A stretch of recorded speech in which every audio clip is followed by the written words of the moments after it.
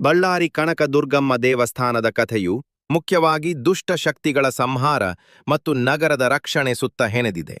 ವಿಶೇಷವಾಗಿ ವಾರ್ಷಿಕ ಸಿಡಿ ಜಾತ್ರೆಯಲ್ಲಿ ದೇವಿಯು ದುಷ್ಟ ಶಕ್ತಿಯನ್ನು ಸಂಕೇತಿಸುವ ಬಂಡಿಯನ್ನು ಎತ್ತುಗಳಿಂದ ಎಳೆಸುವ ಮೂಲಕ ಸಂಹಾರ ಮಾಡುವುದನ್ನು ನಂಬಲಾಗಿದೆ.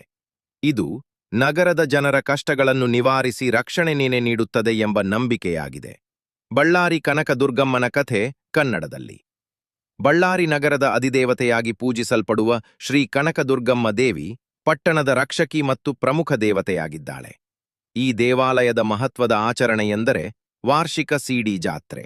ಇದು ನಗರದ ಭಕ್ತಾದಿಗಳಿಗೆ, ನೆರೆಯ ಆಂಧ್ರಪ್ರದೇಶದ ಜನರಿಗೂ ಪ್ರಮುಖ ಘಟನೆಯಾಗಿದೆ. ಸಿಡಿ ಜಾತ್ರೆ ಮತ್ತು ಕಥೆಯ ಸಾರಾಂಶ. ದುಷ್ಟಶಕ್ತಿಯ ಸಂಹಾರ. ಸಿಡಿ ಜಾತ್ರೆಯ ಸಂದರ್ಭದಲ್ಲಿ ದುಷ್ಟತನವನ್ನು ಸಂಕೇತಿಸುವ ಒಂದು ವಿಗ್ರಹವನ್ನು ಕಂಬದ ಮೇಲೆ ಕೊಕ್ಕೆಗಳ ಮೂಲಕ ನೇತು ಹಾಕಲಾಗುತ್ತದೆ. ಬಂಡಿ ಎಳೆಯುವಿಕೆ.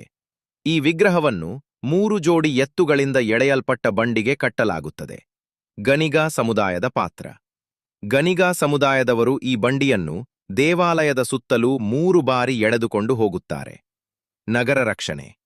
ಈ ವಿಗ್ರಹವು ದುಷ್ಟಶಕ್ತಿಯನ್ನು ಪ್ರತಿನಿಧಿಸುವುದರಿಂದ ಅದನ್ನು ಎಳೆಯುವ ಮೂಲಕ ದುಷ್ಟಶಕ್ತಿಗಳ ನಾಶವಾಗುತ್ತದೆ ಮತ್ತು ನಗರವು ದುಷ್ಕೃತ್ಯಗಳಿಂದ ರಕ್ಷಿಸಲ್ಪಡುತ್ತದೆ ಎಂದು ಭಕ್ತರು ನಂಬುತ್ತಾರೆ.